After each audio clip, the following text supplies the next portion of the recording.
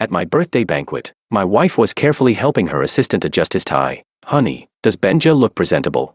I looked at Benjamin, who had a smug look on his face and was standing tall with his chest out, and let out a cold laugh. "Presentable? Stick a feather on him and he'd think he's a fighting cock." That night, I made a video call to my father-in-law. "You old bastard. This is the first time." "Yeah." We agreed. "Only 3 chances." The old man grinned, forcing out a smile. I spat. "Fucking ugly. Worse than crying." Chapter 1. After hanging up the call, I let out a sigh. To say I didn't mind at all would be a lie. After all, 4 or 5 years of marriage, Rosie had played the role of a wife very well. But to say I minded a lot wouldn't be realistic either. After all, I married her to fulfill a promise I made back then. I minded a little. That night, I stood on the balcony smoking. Snow-white arms wrapped around my waist from behind. The clean scent of body wash slipped into my nose. "Honey, what are you thinking about?" Her chin rested on my shoulder. Her damp hair brushed against me, making me a bit itchy. I coldly pried her hands away and pushed her back. I knew this was Rosie's way of hinting an invitation, but I really wasn't in the mood today. Turning around, I looked at her calmly and said in a commanding tone, "Rosie, I don't like Benjamin being your assistant. Fire him." Rosie looked confused. "Why?" I didn't explain, and I didn't say anything more. Under Rosie's bewildered gaze, I went to the guest bedroom. "In my view, anything I say has been carefully thought through. You either carry it out, or you refuse. Just don't ask why." Since she thought it was perfectly normal to bring a male assistant to my birthday banquet, and to straighten his tie in public, then there was no need to continue the conversation. Different values, talking would be pointless anyway. Lying on the bed in the guest room with my eyes closed, trying to rest, I heard the door open. Rosie poked her head in and asked cautiously, "Honey, is it because I brought Benjamin to your birthday banquet today?" I opened my eyes and looked at her calmly. "I'm sorry, I didn't think it through. I thought Benjamin had never been to this kind of gathering, so I brought him along to broaden his horizons." As Rosie apologized, she walked in. She gently climbed onto the bed, snuggling into my arms and rubbing against me ingratiatingly. "Honey, I'm really sorry. Even though there's nothing between me and Benjamin, making you uncomfortable is my fault. Please forgive me. I promise it won't happen again." Seeing how humble and eager to please she looked, my heart softened a little. "Rosie, this is the first time. I hope it's also the last." Rosie immediately raised her right hand and swore solemnly that she would never do it again. Her hands roamed over my body, taking the initiative to help me slip out of my clothes. "Honey, happy birthday. I'm giving myself to you as a present. Do you like it?" As she spoke, she took off her nightgown, revealing a large bow tied around her body. I was a little surprised, and a little tempted. She leaned close to my ear, her voice seductive. "Honey, come on, open your birthday present." I liked the way Rosie teased me. Outside, she was cold, restrained, and kept a faint distance from everyone, but with me, she was alluring and seductive. That contrast fascinated me. Even though ours was a marriage of alliance, from the day we married, she had earnestly managed our marriage, fulfilling her duties as a wife. So, overall, I was quite satisfied with her. Chapter 2. Nothing was said throughout the night. When I woke up the next morning, Rosie was already gone. As the president of the Sun Group, Rosie's son was extremely dedicated. I had tried to persuade her before not to work so hard. After all, given the scale of my family, supporting a mere Sun Group was hardly a problem. Besides, my dad has only one son, me. In the end, wouldn't everything still be mine? But every time I told her she didn't need to push herself so hard, Rosie's son would smile at me gently. "Honey, I'm not working this hard for money. I want to grow the Sun Group as soon as possible, so I can stand by your side with confidence and dignity." She always knew how to provide emotional value, making me feel that this marriage was something I was in control of. My sense of conquest as a man was greatly satisfied, and I truly enjoyed this dynamic between us. After lunch, I strolled leisurely to the family's group headquarters. When I pushed open the door to the CEO's office, my dad was sitting in my seat. His sudden appearance surprised me. Ever since he retired, he rarely came here. "Old man, what's up?" I asked casually as I put down my bag. My dad frowned and immediately started scolding me. "Coming to work at noon every day, just because the company belongs to your family doesn't mean you can be this careless." I smiled at him and waited for what came next. "Can't you learn from your wife and work hard every day?" Hearing this, displeasure welled up inside me. Looks like Rosie had gone to him. "Just say it. What did Rosie tell you?" My dad snorted. "Your wife called me this morning, apologizing nonstop. She said she brought her assistant to your birthday banquet yesterday and made you angry." I frowned, the irritation in my heart reaching its peak. Ignoring my displeasure, my dad continued, "Mason, it's not that I want to lecture you, but she's so busy. What's wrong with bringing an assistant?" I really couldn't listen anymore and interrupted him. "Are you done? If so, you can leave. Chairman Emeritus, I need to work." Seeing that I was clearly showing him out, my dad stood up with a darkened face and left. After he left, I stood in front of the floor-to-ceiling window, staring into the distance, thinking about the whole situation. Rosie and I are husband and wife. Any problems between us should be resolved behind closed doors. Family matters are not meant to be aired in public, not even to parents. Rosie had clearly crossed a line. I didn't blame my dad. I knew he liked Rosie, but I'm the one living with her. I have my own views, and my dad can't force his opinions onto me. Just like how my dad appreciates Rosie's dedication. I come to work at noon every day and still handle everything efficiently. Why must work be done strictly on a fixed schedule? Times are changing, and mindsets should change too. Unable to reach a conclusion, I decided to talk to Rosie that evening, to see what she was really thinking. At 5 in the afternoon, I picked up my briefcase and left the CEO's office. As soon as I reached the parking lot, I saw Rosie's car parked next to mine. That was unusual. Rosie, who normally wouldn't leave work before 8, must have been possessed by something today. When she saw me, Rosie opened the car door and walked over with a smile. "Honey, you're off work?"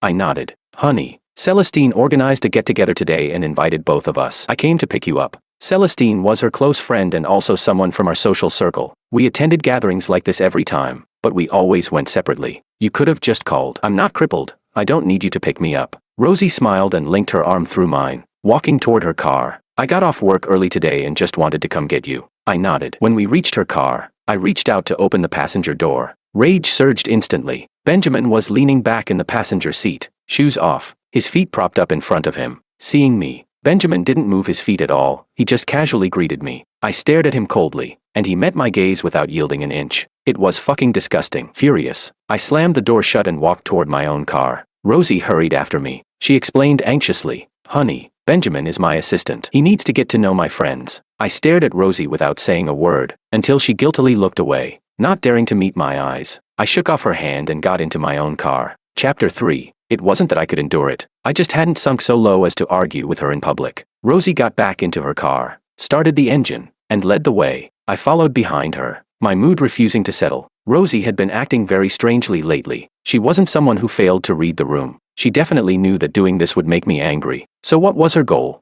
Surely she wasn't testing my bottom line. I couldn't quite figure out what Rosie was really thinking. At the entrance of the club, Rosie affectionately looped her arm through mine. I didn't shake her off. In front of friends, basic decorum still had to be maintained. Benjamin followed behind with his head lowered, silent. No one knew what he was thinking. I couldn't be bothered with him and walked into the private room with Rosie. When Celestine saw Rosie and me enter, she immediately arranged seats, but she completely ignored Benjamin, who had followed in. Benjamin stood there awkwardly, no one paying him any attention. Gradually, his face flushed red, clearly humiliated. He stubbornly looked at Rosie. After I sat down, I leaned back leisurely and looked at Benjamin. He was like a joke. The others followed my gaze and also looked at Benjamin. Benjamin's eyes instantly reddened. Just as I thought he wouldn't be able to take the humiliation and would leave, Rosie spoke up. "Benja, come sit next to me." The aggrieved-looking Benjamin instantly broke into a smile. He trotted over and sat tightly beside Rosie. Celestine and the others looked at Rosie in surprise. Rosie, however, acted as if nothing was wrong. She picked up the kettle and carefully rinsed Benjamin's tableware for him. I tilted my head and looked at Rosie with a playful, probing gaze. No one spoke in the private room. The atmosphere was awkward to the extreme. As the host, Celestine finally spoke to break the silence. "Today's on me. I invited everyone to get together. We can't let our relationships grow distant." "Right, young Master Mason."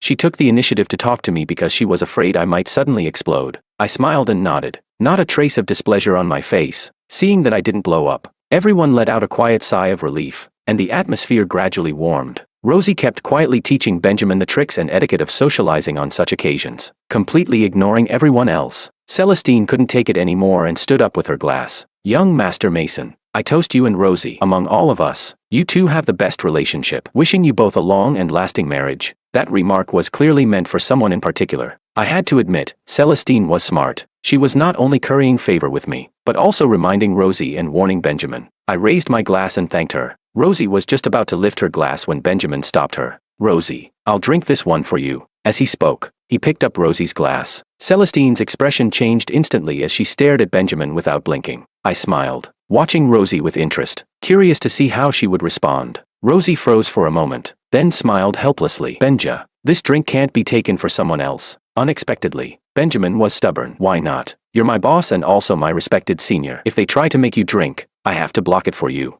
Celestine had a fiery temper and slammed her glass down. "Who the hell do you think you are? Acting like a pretentious coquette here. Everyone at this table is a seasoned fox. Do you really think we can't see your filthy little intentions? After saying that, she shot an unhappy look at Rosie. Rosie, what do you mean by this? A friend's gathering, why bring an outsider? Benjamin hadn't expected Celestine to attack so suddenly. Startled, he looked at Rosie with a pitiful expression. Rosie stood up and took the glass from Benjamin's hand. All right, Celestine, don't be angry. Benjamin is still young, don't judge him with malice. Celestine looked a bit stunned. She couldn't understand Rosie's attitude. The people at the table looked at Rosie with a few more traces of intrigue in their eyes. Rosie finished the drink and smiled at me. Honey, you can't keep multiple fish in the pond, you know. I set my glass down and chuckled lightly. I suddenly don't feel like drinking anymore. How about letting your assistant drink for me? Rosie, Celestine, and the others all changed expressions instantly. The implications of my words were far too heavy. Rosie was just about to explain when Benjamin pulled her back. Rosie, it's fine. I'll drink for brother-in-law. As he spoke, he stepped around Rosie and reached for my glass. Celestine exploded with rage. Are you fucking looking for death? I toasted Mason and Rosie as a couple. What does it have to do with you? Are you and Rosie a couple? Before Benjamin could speak, Rosie cut in unhappily. Celestine, why are you being so aggressive? Benjamin isn't that complicated, he's just too innocent. I picked up my glass and smiled at Benjamin. You want to drink?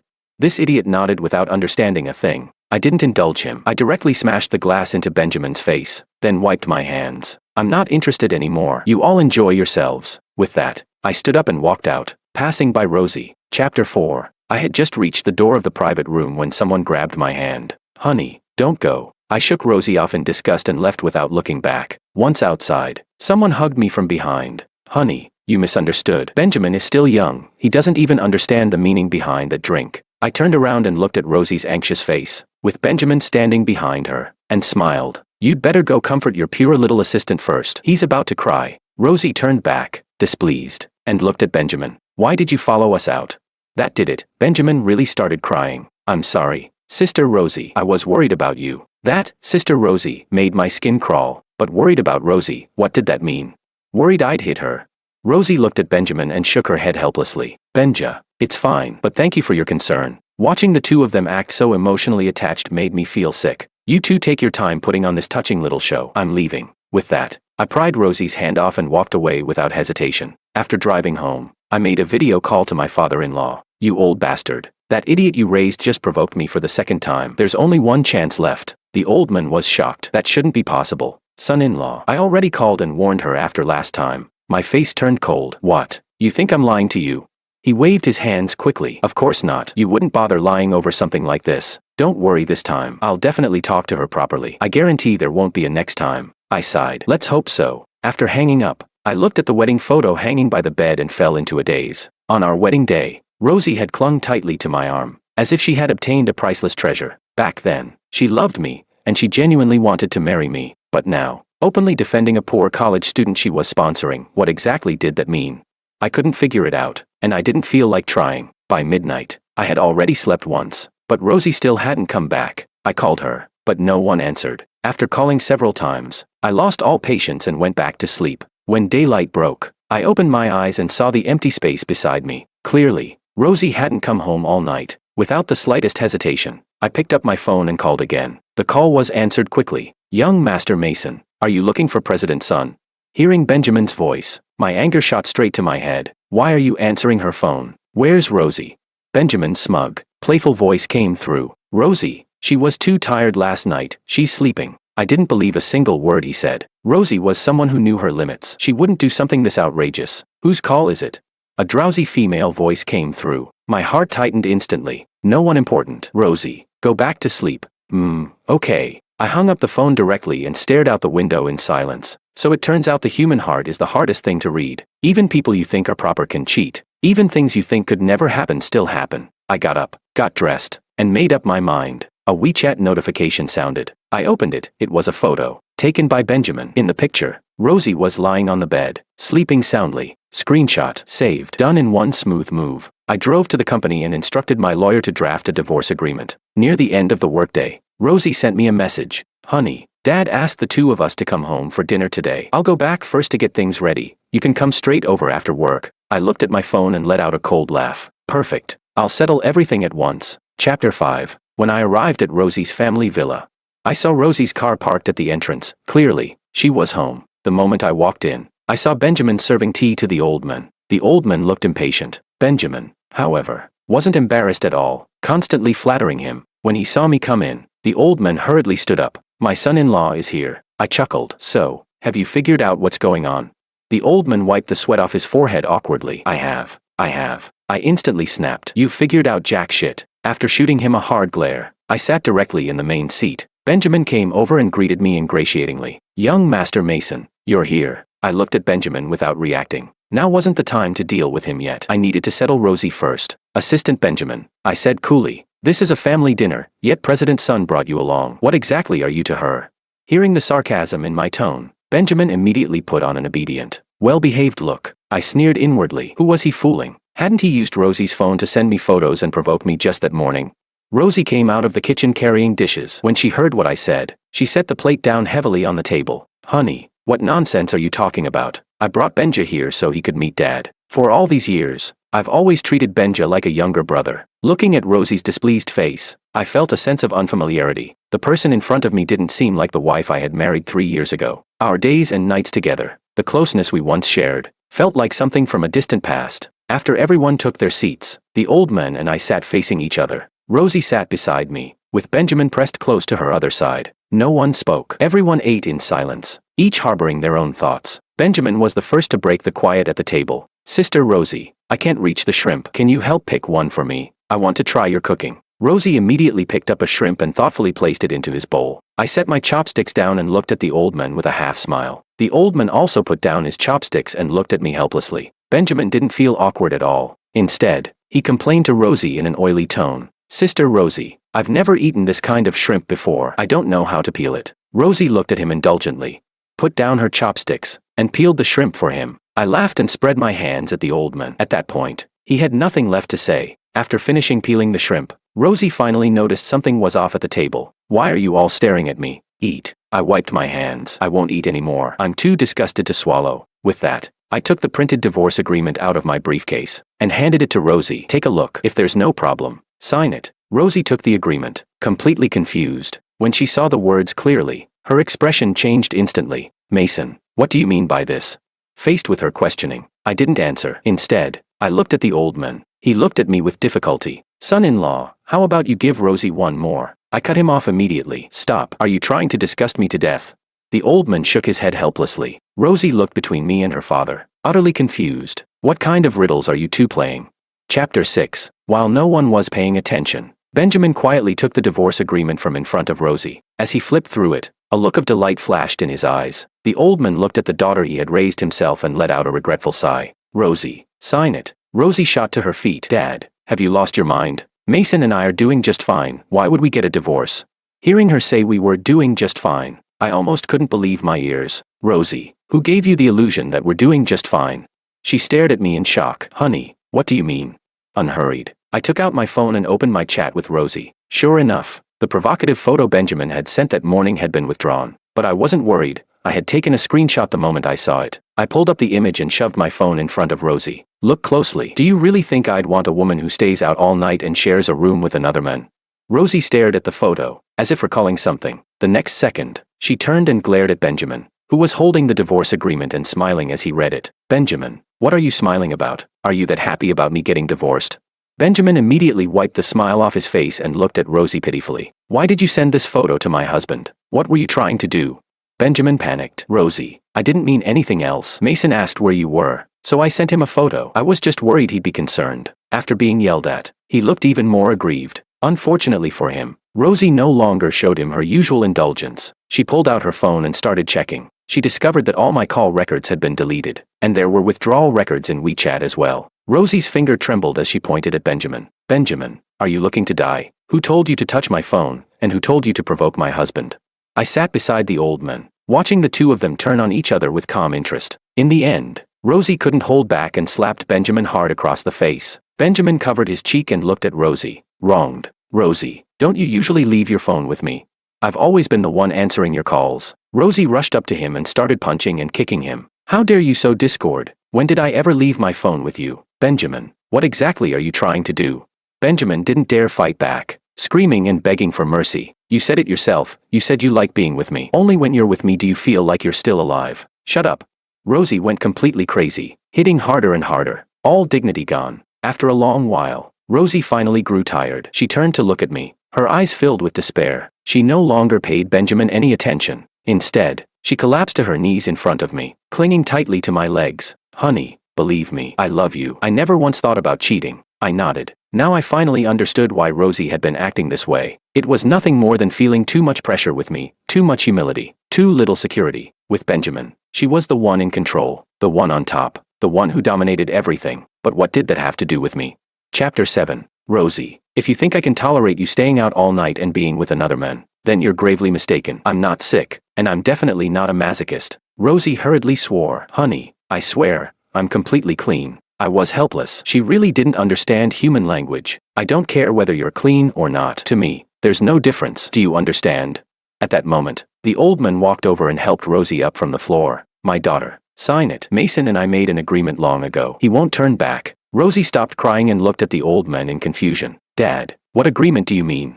The old man sighed and slowly told the truth. "My father was a college student who came from a small town. Through his own hard work, he finally gained a foothold in City A. Later, he met my mother. She admired his resilience and determination and married him despite her family's opposition. With the support of my mother's family, my father rose rapidly within a few years and became a respected figure. One could say my father was a classic Phoenix man, capable and fortunate, but good times didn't last. When I was 6, my mother fell in love with someone else. She thought it was normal. After all, as a wealthy heiress, she was used to couples each having their own affairs. But my father was a traditional man. He resolutely divorced her. Their divorce caused a huge stir throughout the city. Afterward, my mother bore a grudge against him. She couldn't understand why he wouldn't tolerate it. After all, those people outside couldn't shake his position. So she used her family's power to relentlessly suppress my father's company. At that time, my father was in a miserable state. Not only did he have to take care of me, he was also exhausted dealing with the pressure. Coincidentally, the old man had a patent that could break the deadlock. As my father's friend,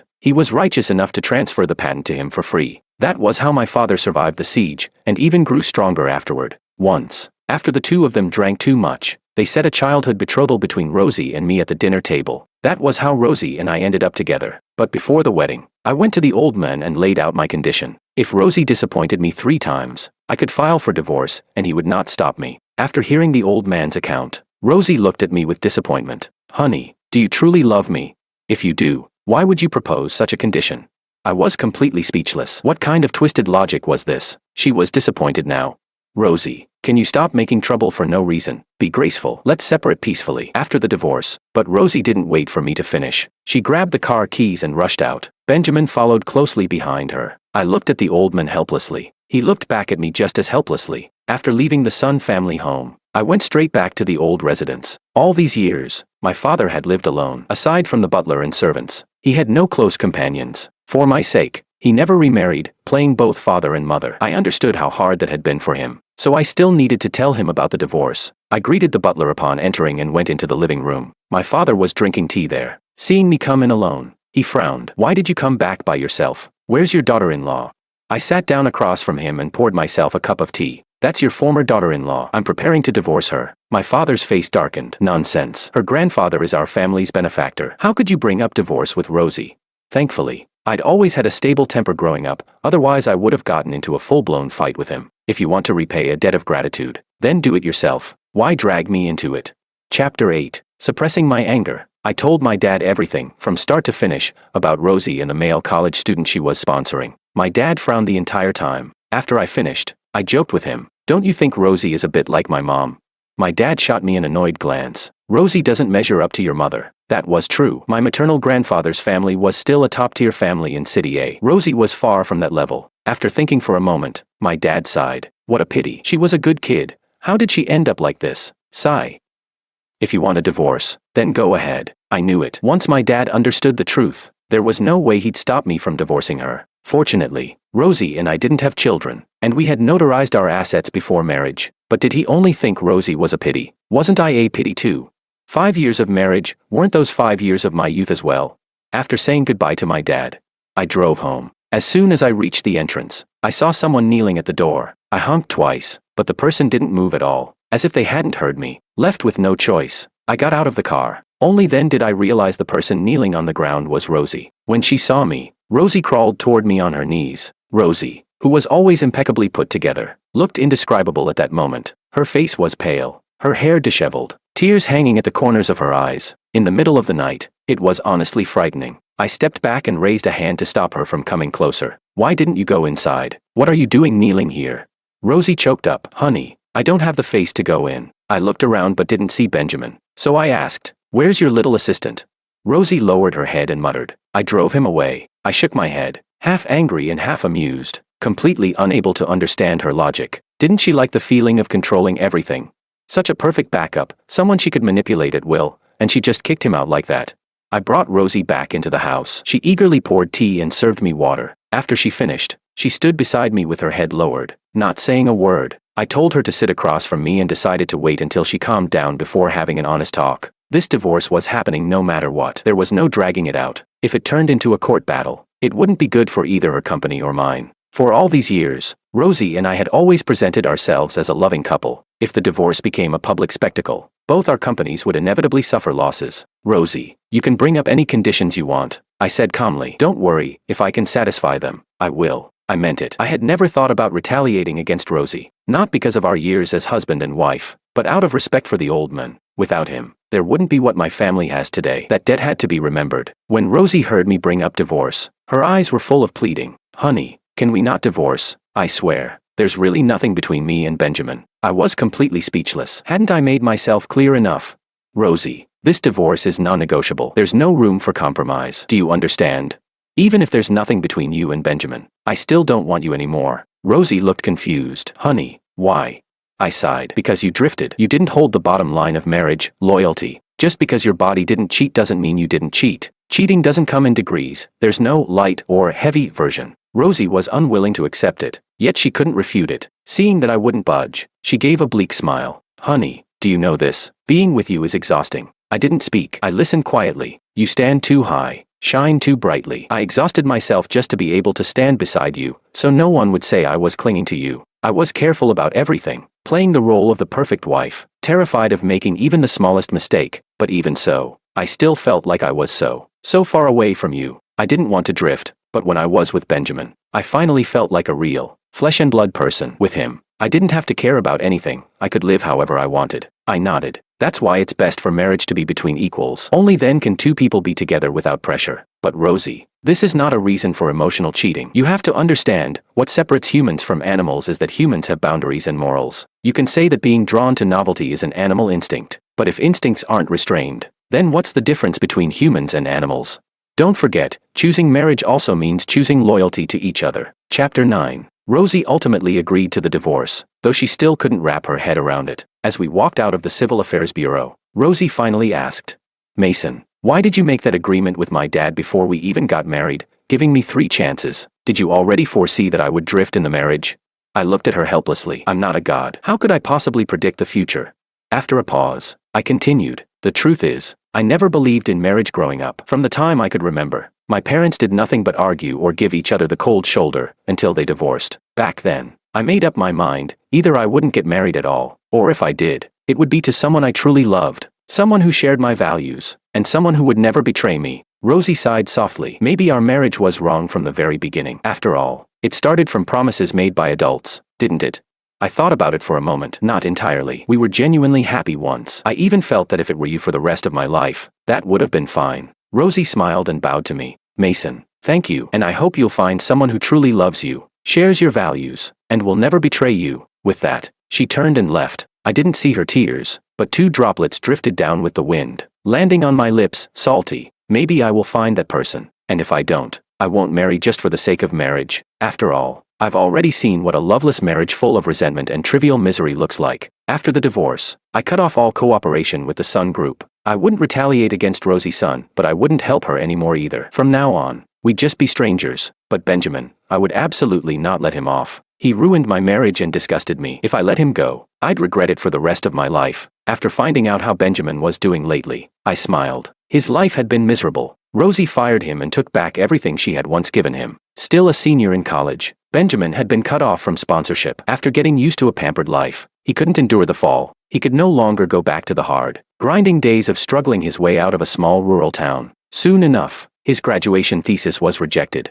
He submitted it a second time, rejected again. One more rejection, and he'd have to delay graduation. He panicked. If he couldn't get his diploma and degree, he wouldn't be able to face his parents back in the countryside, the villagers who had pinned all their hopes on him, or even his own years of hardship. He went to find Rosie, hoping she could pull some strings for him, but the Sun Group, which he once entered freely, wouldn't even let him through the front gate anymore. By the time of the third submission deadline, he hadn't even seen Rosie. Left with no choice, he submitted it anyway. The result was predictable: rejected again. No need to guess, I was the one behind it. After I promised to fund the construction of a new library for the university, the principal personally issued an order. Benjamin's thesis requirements were to be raised. The defense committee wasn't stupid, they knew exactly how high that standard was supposed to be. Benjamin completely broke down, unable to find Rosie, with no one to help him. He was utterly alone. He started making scenes, storming the principal's office, harassing his advisor, and just as he was causing the biggest fuss, an old man wearing a Zhongshan suit and yellow rubber shoes rushed in and slapped him hard across the face. Benjamin covered his face in terror. "Dad, why are you here?" The old man said nothing, only beating him with fists and kicks. Beside them, an older woman wailed and cried, "You wretch, how could you be so shameless, being someone's kept man in the city? How are your father and I supposed to hold our heads up in the village?" Benjamin was beaten half to death. Rural communities take this kind of thing seriously, especially since Benjamin was a man. He was the first college student in his family, the pride of the entire village. When he was close to being beaten to death, the teachers finally stepped in to stop the old man. They might have disliked Benjamin, but they couldn't just watch him get killed on campus. The old couple dragged Benjamin away. Watching the three of them disappear, I smiled in satisfaction. That's right, spreading the news back in his hometown about him being someone's kept man. I had people do that too. Now the whole village knows that Benjamin became a kept man for the person who sponsored him, and even destroyed her family. They curse him as an ungrateful wretch. They curse his family for producing a shameless male gigolo. After Benjamin was gone, I thought about what kind of way out he could possibly still have. There was no way he could stay in his village anymore, and City A was even more impossible for him to gain a foothold in. In the end, the only option left to him was to leave his hometown far behind and try to make a living in another city. Sure enough, my guess was right. Benjamin went south, but the very morning he started his new job, my report letter arrived right on schedule that afternoon. The company immediately told him to get lost. Unwilling to give up, he tried several more companies, but wherever Benjamin went to apply, I mailed the evidence to that company. This time, Benjamin truly had no way out. Not long after, I received news of his suicide. Later on, I ran into Rosie a few times at private banquets. We only nodded at each other from a distance, a silent greeting at most. People who once loved each other can't become friends, because they've hurt each other. People who once loved each other also won't become enemies, because they once truly loved. So let's just become strangers. Mountains high, roads long, never to meet again.